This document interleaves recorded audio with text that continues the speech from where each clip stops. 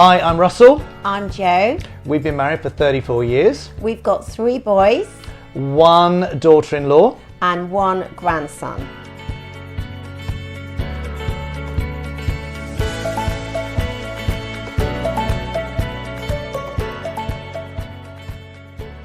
So a challenge for me has been developing boundaries with all the boys really and all our relationships. So when Alex and Corinne got married, I didn't want to be interfering at all, so I stepped really far back and thought, I don't know whether I should contact them while they're establishing their kind of new life, and I wasn't sure how to be in that situation. Yeah, it's a bit of a balance, isn't it, in terms of the leave and cleave, as it says in the Bible, but also saying I'm there to support you, but also not to kind of stick your oar in and try and control the outcomes. Exactly, and I think we've got a better balance, and we have talked to them about that as well. We've had some great kind of open conversations about that with Alex and Corinne.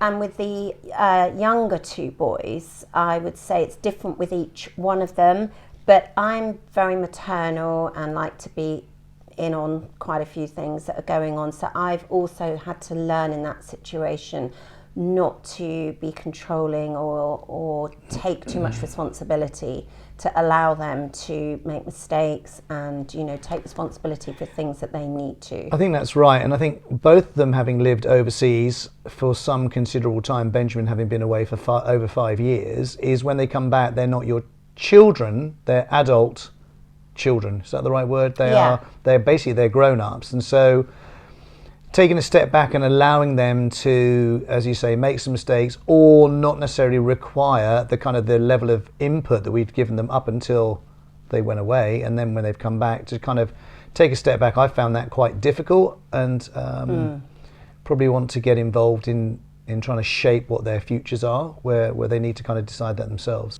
When we didn't have anybody living at home, which has been quite a short period, I found that very, very difficult. When I finished work on a Friday at 6 o'clock, I would literally feel this terrible sense of emptiness, like this hole in me.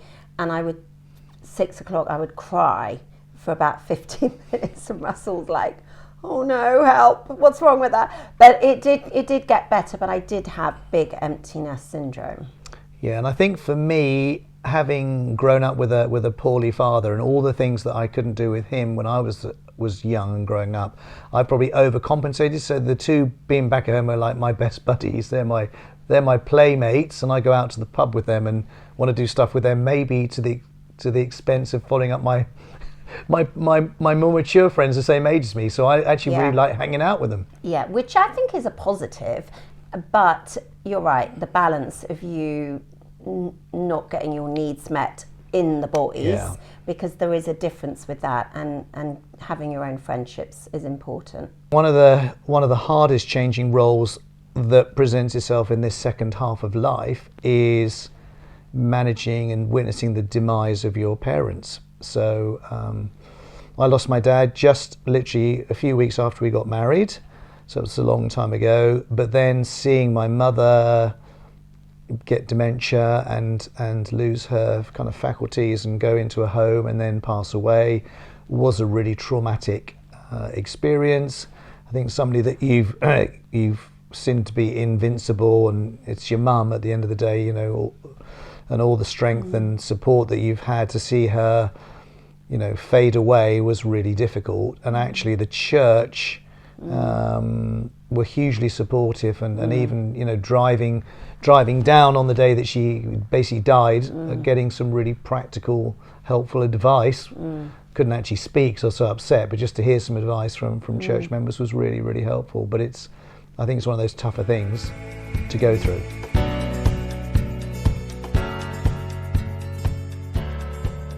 Oh, massive joys. I absolutely love this stage for us. We've got pretty good communication. We've worked on our communication. So even if there is conflict, which isn't pleasant, it's part of life, but we've kind of learned how to navigate it, which has contributed to us having a pretty happy household. We're all different. We have got different lives, but yet we're all there for each other. And we do socialise, we do, we get on with the boys' friends. So in lots of ways, it's amazing. Yeah, that has been really joyful, actually, is having a house full of their friends who are, a lot of them are lifelong friends. So we've known Benjamin and Joseph's friends and some of Alex's friends since they were really young, 3 or 4 years old. We've known them for like 25 years. Yeah. And they really feel like part of the family. They've been on holiday with us, and they come to special, events and milestones, birthdays, parties, and they literally feel like an extension of the family.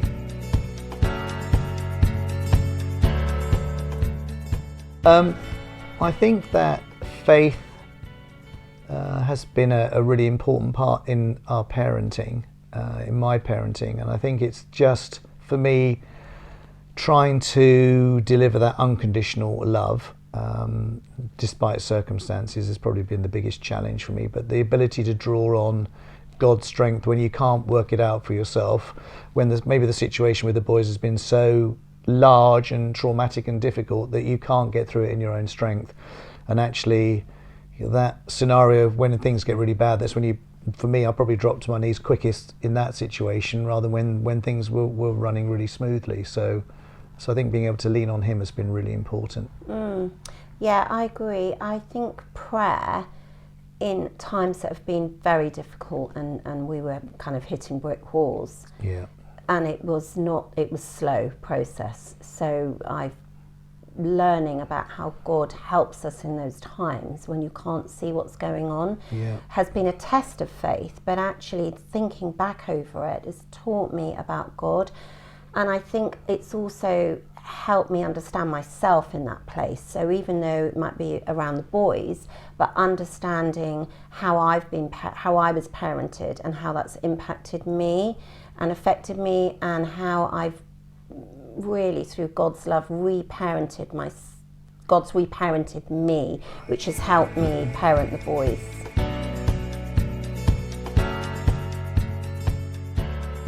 Hopes are being with them, going on holiday, having fun. Fears for me are around Alex and Corinne and Charles living so far away. That impacts me. Impacts us. Yeah, impacts us. I've just left them, and how that makes me feel, and you didn't come, so how that makes you feel. Yeah. It's something that we do need to express with each other, actually, how it's and we feel differently, don't we, about it?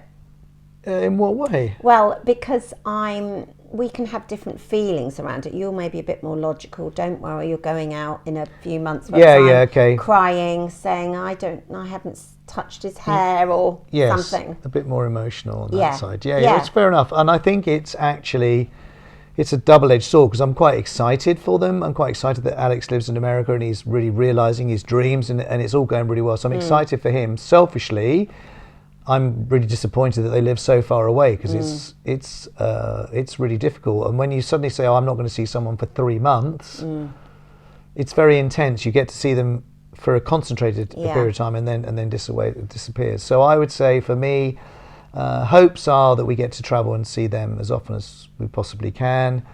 Hopes that the 2 younger boys realise their potential, whatever that is, and they're happy, and they find partners and marry the right person, and that's my hope for them. They're good guys. They deserve somebody good. I hope they meet the right person. Fears would be, for me, I'm looking at Charles, who's just over 1, our grandson, and I'm thinking, how much time have I got left on the planet to spend with him? Oh gosh. Because I'm thinking, so if he's 21, I'd be 83 when he's 21. So I know it's a long way away, but I'm just going, it does feel like the clock is ticking in terms of how much time I can spend with him, and hopefully there'll be other grandchildren as well. But and then the fear would be, will I be fit enough, well enough to do stuff with him and whoever within the family? Will I be well enough to do the stuff that I want to do in who knows how long, 20 years' time?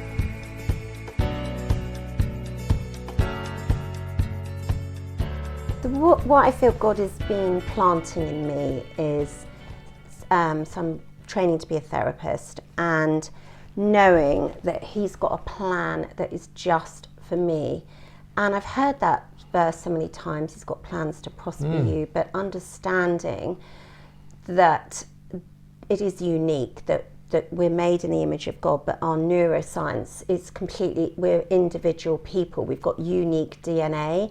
And I think that gives you an identity for this season ahead, and it helps you to be excited to know that God doesn't want you just curled up in an armchair with your slippers, that there is some exciting times ahead, in that you might have more freedom from work or whatever it is, that he's got a plan for you.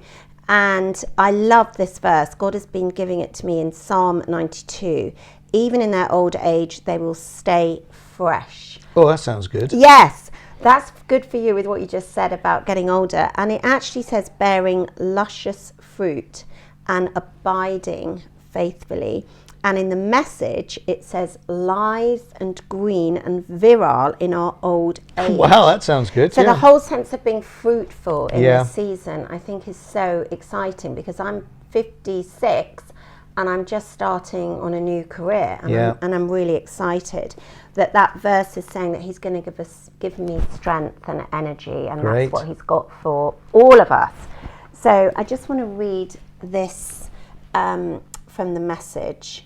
Back to Psalm 92. Just put my glasses on.